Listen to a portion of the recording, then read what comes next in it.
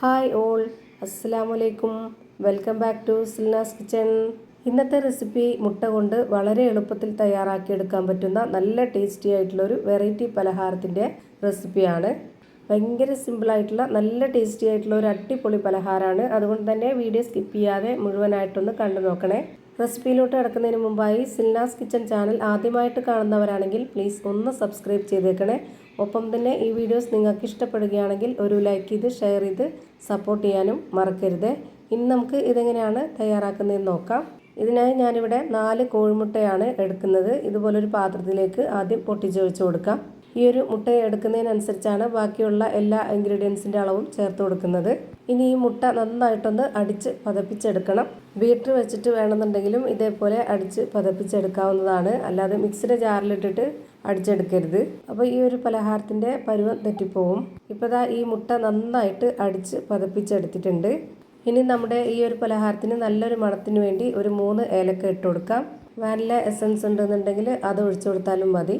അത് ഓരോരുത്തരുടെ ഇഷ്ടത്തിനനുസരിച്ച് ചെയ്തെടുക്കാം. ഇനി ഇതിലേക്ക് മധുരത്തിന് ആവശ്യമായിട്ടുള്ള പഞ്ചസാരയാണ് ഇട്ട് കൊടുക്കുന്നത്. 1/4 കപ്പ് അളവിലാണ് ഇട്ട് കൊടുത്തിട്ടുള്ളത്. ഇത് അത്യാവശ്യം നല്ല മധുരമുണ്ട്. മധുരവും ഓരോരുത്തരുടെ ഇഷ്ടത്തിനനുസരിച്ച് കൂട്ടിയും കുറച്ചൊക്കെ എടുക്കാവുന്നതാണ്. ഇനി നമുക്കിതിലേക്ക് ആ ഒരു മധുരത്തിനെ ഒന്ന് ബാലൻസ് ചെയ്യാനായിട്ടുള്ള ഒരു നുള്ള് ഉപ്പിട്ട് കൊടുക്കാം. പിന്നെ ഇതിലേക്ക് വേണ്ടത് പാൽപ്പൊടിയാണ്. ഞാനിവിടെ 2.5 ടേബിൾ സ്പൂൺ അളവിലുള്ള പാൽപ്പൊടി ഇട്ട് കൊടുത്തിട്ടുണ്ട്. ഇനി ഇത് നന്നായിട്ട് ഒന്നുകൂടി അടിച്ചെടുക്കാം. ഈ മുട്ട എത്രത്തോളം വിസ്ക് വെച്ച് ഇതുപോലെ അടിച്ചെടുക്കുന്നോ അത്രയും നന്നായിരിക്കും നമ്മൾ ഉണ്ടാക്കിയെടുക്കുന്ന ആ ഒരു പലഹാരവും. ഇപ്പോൾ ഇതാ നല്ലോണം അടിച്ചെടുത്തിട്ടുണ്ട്. ഇനി ഇതിലേക്ക് വേണ്ടത് റവയാണ്. ഞാനിവിടെ 1/4 കപ്പ് അളവിൽ റവ എടുത്തിട്ടുണ്ട്. അത് മുഴുവനായിട്ടും ഇതിലേക്ക് ഇട്ട് കൊടുക്കാം. ഈ റവ കൂടി ഇട്ട് കൊടുത്തതിന് ശേഷം ഇതുപോലെ വിസ്ക് വെച്ചിട്ട് ഒന്നുകൂടി അടിച്ചെടുക്കാം. ഇതിലേക്ക് വറുത്ത റവ തന്നെ എടുക്കാൻ വേണ്ടി നോക്കുക. എന്നാലാണ് ആ ഒരു ടേസ്റ്റിലും പെർഫെക്റ്റ് ആയിട്ടൊക്കെ കിട്ടുള്ളൂ. അപ്പോൾ ഇതെല്ലാം കൂടി ഒന്നുകൂടി നന്നായിട്ട് അടിച്ചെടുത്തിട്ടുണ്ട്.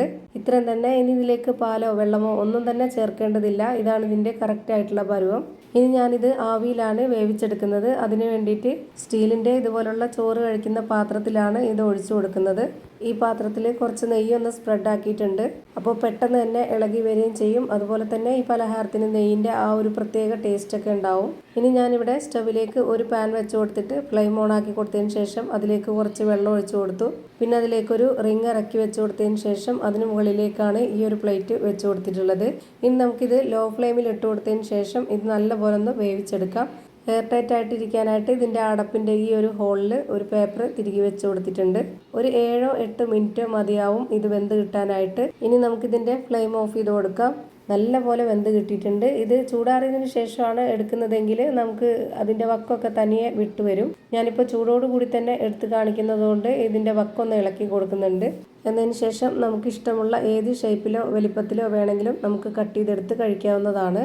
ഇപ്പോൾ ഇതാ നല്ല ടേസ്റ്റി ആയിട്ടുള്ള സോഫ്റ്റ് ആയിട്ടുള്ള ഒരു പഞ്ഞ് പോലെ ഒരു അടിപൊളി പലഹാരം റെഡിയായി കിട്ടി.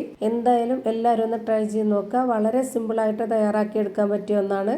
കുട്ടികൾക്കും വലിയവർക്കെല്ലാം ഒരുപോലെ ഇഷ്ടമാവുകയും ചെയ്യും. അപ്പോൾ ഇത്രയേ ഉള്ളൂ ഇന്നത്തെ വീഡിയോ. വീഡിയോ ഇഷ്ടമായാൽ ലൈക്ക് ചെയ്യാനും കമൻറ്റ് ചെയ്യാനും ഷെയർ ചെയ്യാനും മറക്കരുത്.